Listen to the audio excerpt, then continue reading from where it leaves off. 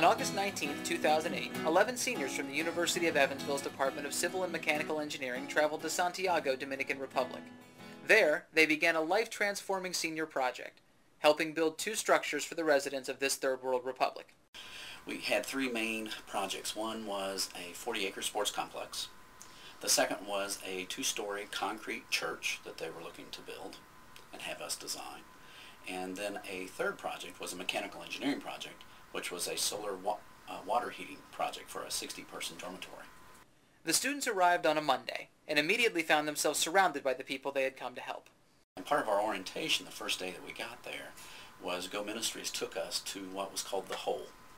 This was actually the city dump, where approximately 150 children and their families lived. And while we were down there, the students were able to interact with these children of the Hole, and also to actually go to a feeding center that was actually ran by the Ministries and feed the children. Then it was time to get to work. For the next 5 days, these UE seniors surveyed the land, took soil samples, all the things they had learned about in class but now had to apply to a real-world project.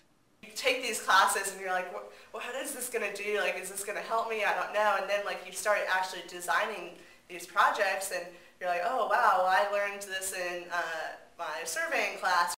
After a week on the ground, it was time to come home, where the students would take stock of what they had done, and the real work would begin.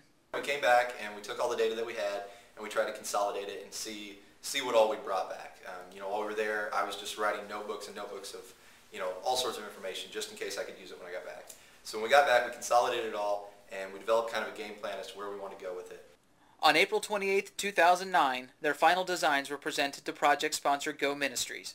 Today, those plans are being used to help the children these UE students met in the Dominican Republic. Here, they will make what the students design. It is not just a process of academic endeavor. It has a humanitarian need that's real, and it's today.